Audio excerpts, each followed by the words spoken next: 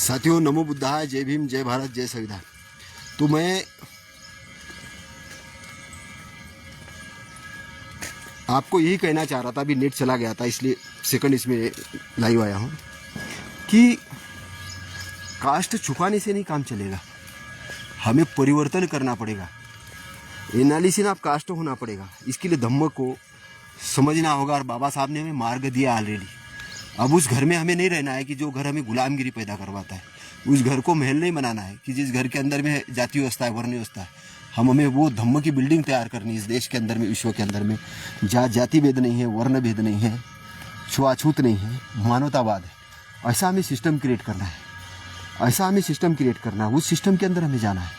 इसलिए मैं आपको जो चीज़ बोलना चाह रहा हूँ वो वही चीज़ है कि हमें अपने मिशन को समझ के उसके प्रचार प्रसार में लगना होगा, काम करना होगा। इसलिए हमारा एजुकेशन डेवलपमेंट काफ़ी बड़े पैमाने पे करने की ज़रूरत है। इकोनॉमिक डेवलपमेंट करने की ज़रूरत है। एजुकेशन और इकोनॉमिक साथ साथ चलना चाहिए। फिर हमारे ऑर्गेनाइजेशन बेस हमें बहुत बड़े पैमाने पे हर बिजनेस, हर पॉलिटिक पार्टी, हर सोशल संगठन चलाने के लिए ऑर्गेनाइजेशन की ज़रूरत होती है। और कॉन्स्टिट्यूशन के हिसाब से ऑर्गेनाइजेशन बना के उसको सक्सेसफुली रन करने की ज़रूरत है। रन करने की ज़रूरत है, ये हमारा काम है। और उसको संघर्ष की जो बात है, आंदोलन की जो बात है, वो मोमेंटम है कि विदाउट एक्शन के, विदाउट कर्म का कोई काम नहीं होगा। आपने संगठन भी बना लिया, आपके पास शिक्षा भी है, लेकिन अगर एक्शन नहीं है, आंदोलन नहीं है, संघर्ष नहीं कर रहे आप, उसके अंदर भी एक्शन नहीं डाल रहे, उसके अंदर पॉजिटिव वे में आप वर्क नहीं कर रहे, तो एक्शन बहुत इंपॉर्टेंट चीज़ है। क्योंकि विदाउट एक्शन के आपका कोई रिजल्ट नहीं आने वाला है। तो हमें जो सिखाया गया था कि आपको एक्शन नहीं करना है, वो भगवान आपके लिए खुद ही करेगा। और लोग हमको एक्शन करने को लगाते कि तुमको ये करना है, तुमको वो करना है, तुमको ये करना है, तुमको वो करना है। तो हमारा एनिमी हमको चलाता था। लेकिन बाबा साहब ने ये कहा कि तुम थिंक करो। तथागत ने भी हमें सिखाया कि जानो। बाबा साहब ने कहा थिंक करो, फिर जानो, और जानने के बाद उसको छानो, सही है गलत क्या है। उसी को शिक्षा का है, सही गलत का पता करना, और फिर सही को एडॉप्ट करके ऑर्गेनाइजेशन बेस बना के वर्क करना। क्योंकि शिक्षा, संगठन और आंदोलन का जो बात है वो बड़े ऑर्गेनाइजेशन बनाने की बात है। तो बड़ी बड़ी यूनिवर्सिटी तक पहुंचाना अकेले का काम नहीं, सिस्टम बना के ही होगा। और सिस्टम बनाने के लिए डिसिप्लिन की ज़रूरत है, अनुशासन की ज़रूरत है। अनुशासन के लिए अवेयरनेस की ज़रूरत है। तो अवेयरनेस, अनुशासन, डिसिप्लिन, एजुकेशन, ये सारी चीज़ें हमें अपने आप को अपने ऊपर काम करने की ज़रूरत है। हमें उस लायक बनना होगा, बड़ी चीज़ें संभालने लायक बनना होगा। क्योंकि मैं देखता हूँ कि लोगों के पास कोई कमी नहीं है, लेकिन वो संभालने लायक उनके पास में बिलीफ नहीं होता है।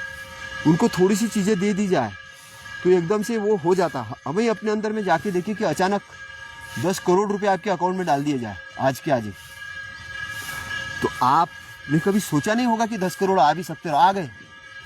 और आपका ब्रेन लेवल उस लेवल पे अगर तैयार नहीं है तो आप क्या करोगे, आपको समझ भी नहीं आएगा क्या करोगे।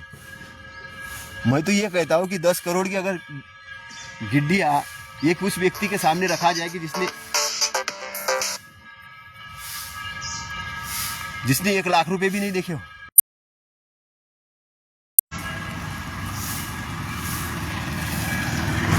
वही है कि हमने एक संस्थान अगर अच्छा क्रिएट कर लिया तो संस्थान हमें डेवलप करेगा।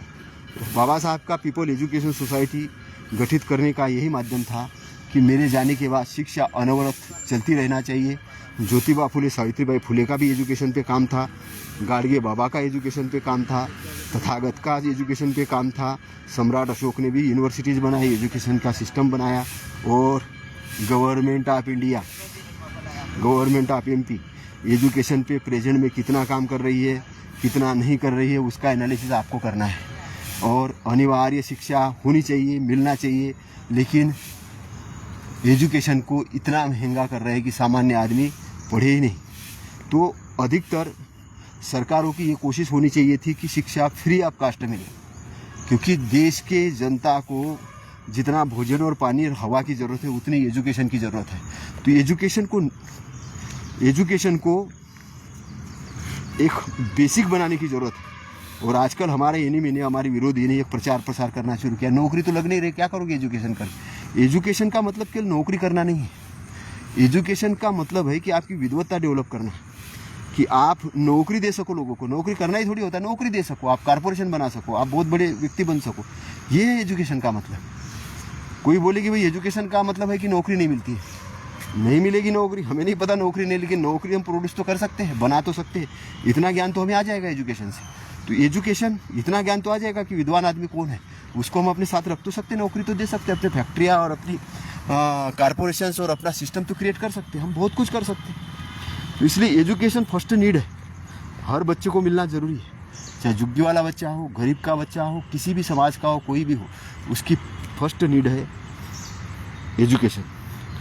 और एजुकेशन में उसके अलग अलग पार्ट आते हैं। एक व्यावसायिक एजुकेशन होता है, एक डिसिप्लिन एजुकेशन होता है, एक स्पिरिचुअल एजुकेशन होता है, तो हर प्रकार का शारीरिक एजुकेशन होता है, शारीरिक एजुकेशन होता है, मेंटल एजुकेशन होता है और स्किल बेस्ड एजुकेशन होता है। तो हमें सारे प्रकार से अस्त्र शस्त्र देखिए उन बच्चों को तैयार करने की ज़रूरत है, क्योंकि अगर हम जैसे बच्चे तैयार करेंगे, वो जवान होंगे, उस प्रकार की सोसाइटी बने, और जिस प्रकार की सोसाइटी बनेगी उस प्रकार का देश बनेगा, और जिस प्रकार का देश बनेगा उस प्रकार का विश्व बनेगा। इसलिए हमें अपना भलाई करने के साथ साथ में अदर कंट्रीज़ की भी भलाई करनी है, इसलिए हमें बहुत अच्छे लेवल पे काम करने की ज़रूरत है। नहीं तो आपने देखा होगा कि अभी डोनाल्ड ट्रम्प ने बोला कि हम इतनी फीस बढ़ा रहे हैं वीज़ा की, 88 लाख कुछ, 1 लाख से कुछ 88 लाख तक गए। लोग घबरा रहे हैं कि क्या हो जाएगा, क्या हो जाएगा। आप पढ़ लिख जाते हो और ये सोचते हो कि विदेश में रह के हम अपनी उन्नति कर लेंगे, लेकिन किसी और के देश का काम कर रहे हो, अपने देश को भूल रहे हो, अपने लोगों को भूल रहे हो। ऐसा हमारे पढ़े लिखे लोगों ने किया। तो ऐसा करने से जो भूमिका बनी, देश डेवलप नहीं हुआ। बाबा साहब तो एक बहुत अच्छा उदाहरण है। बाबा साहब ने बहुत कोलंबिया से, अमेरिका से, इधर से डिग्रियां हासिल करने के बाद इंडिया में आके काम क्यों किए। क्या हमारे पढ़े लिखे लोगों के साथ ये प्रश्न चिन्ह उत्पन्न नहीं होना चाहिए था? लेकिन वो बोलते यार रहने लायक वातावरण नहीं, हम तो, और आज के माता पिता भी यही बोल रहे हैं कि बच्चे को हमने अमेरिका सेटल कर दिया, इंग्लैंड में सेटल कर दिया, इधर सेटल कर लिया, क्योंकि यहाँ पे आके कौन सामाजिक आंदोलन करने लगा है उनको। वहाँ तो सारा फ्री फोकट का मिल रहा है, तो जो फ्री फोकट का मिल रहा है, सारा कुछ अच्छा मिल रहा है, तो वहाँ जाके उनको बसा देते। लगता भी आदमी को कौन इस पछड़े में ये करे इनको। तो लेकिन बाबा साहब ने वो रास्ता नहीं अपनाया। तो अगर जो बाबा साहब के अनुयायी हैं वो क्या करेंगे, वो समाज के अंदर में आके काम करेंगे, चाहे वो कितने भी बड़े व्यक्ति बन जाए, वो इस समाज का उद्धार करने का काम करेंगे। तो बाबा साहब कहते हैं कि स्टाइल मार्च शुरू कट। बाबा साहब कहते हैं कि मैं अगर मेरे लोगों की गुलामी दूर करने के लिए काम नहीं कर पाया, वो लक्ष्य अचीवमेंट नहीं कर पाया, तो अपने आप को मार दूंगा, अपने आप को गोली मार दूंगा। तो बाबा साहब जैसा पागलपन चाहिए सोशल वर्कर बनने के लिए, है ना। पागलपन चाहिए, लेकिन विद्वत्ता भी चाहिए उसके साथ। पागलपन के साथ विद्वत्ता भी चाहिए, विद्वत्ता भी है, पागलपन भी है, और करने की कुछ ये है, इसलिए वो बाबा साहब है। तो हम अगर बाबा साहब के बच्चे हैं तो हमें ये नहीं बोलना है कि हमें अब तो खाने के लिए मिल ही रहा है, पेंशन तो मिल ही रही है, अब क्या करना है, अब तो बहुत हो गया, अब उम्र हो गई। तो आपकी उम्र ऐसी हो गई थी। तो लेकिन जो मिशनरी आदमी वो तथागत से सीखेगा। उस तथागत ने लास्ट में भी एक सुभद्रा को प्रवचन दिया, मरते समय भी, शरीर छोड़ते समय भी। शरीर छोड़ते समय भी हमारे महापुरुष काम करते रहे। बाबा साहब की भी कलम और किताब खुली थी, जहाँ लिख रहे थे वो। शरीर छोड़ते समय उन्होंने भी कुछ काम ही किया।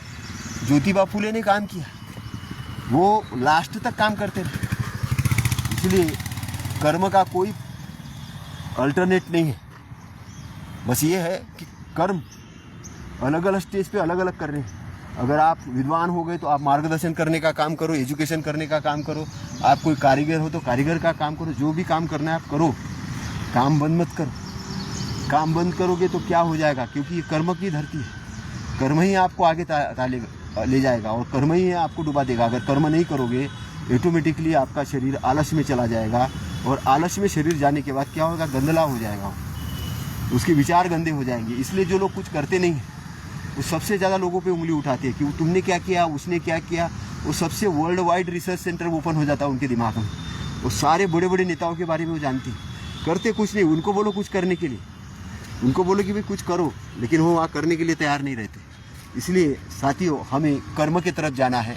और कर्म कौन से? अच्छे कर्म, मन से भी अच्छे कर्म करना है, शरीर से भी अच्छे कर्म करना है, वाचा से भी अच्छे कर्म करना है। अपने लक्ष्य तय करने हैं और लक्ष्य के हिसाब से प्लानिंग बनानी है और प्लानिंग के हिसाब से हमें स्टेप बाय स्टेप आगे बढ़ना है। आगे बढ़ के ये जो व्यवस्था परिवर्तन का आंदोलन, सिस्टम चेंज का आंदोलन है, इस आंदोलन को आगे बढ़ाना है। और यही आंदोलन तथागत उस नाम को देते कि मॉरलिटी वाला सिस्टम। तथागत उसी को बोलते हैं मॉरलिटी का सिस्टम। बाबा साहब उसी को कहते हैं कि मैं बौद्ध में भारत बनाऊंगा। और हमारे सोशल लोग कहते हैं कि हम सामाजिक परिवर्तन करेंगे, व्यवस्था परिवर्तन करेंगे। नाम वही हो सकता है, नाम कुछ भी हो सकता है ना। या कोई बोलेंगे हम मानवता का संगठन बना रहे हैं, मानव सेवा के लिए बना रहे हैं, वो नाम कुछ भी हो सकता है। लेकिन नाम इतना ही है कि हमें नेचर के मॉरलिटी वाले अच्छे सिस्टम के साथ अपने आप को तैयार करना है, लोगों को तैयार करना है और एक बहुत बड़ी भूमिका लेके एक बड़ा काम करके आगे बढ़ना है। तो हमारी शुरुआत यहीं से होती है। और आज का टॉपिक मैं यही अंत करता हूँ। नमो बुद्धाय, जय भीम, जय भारत, जय संविधान।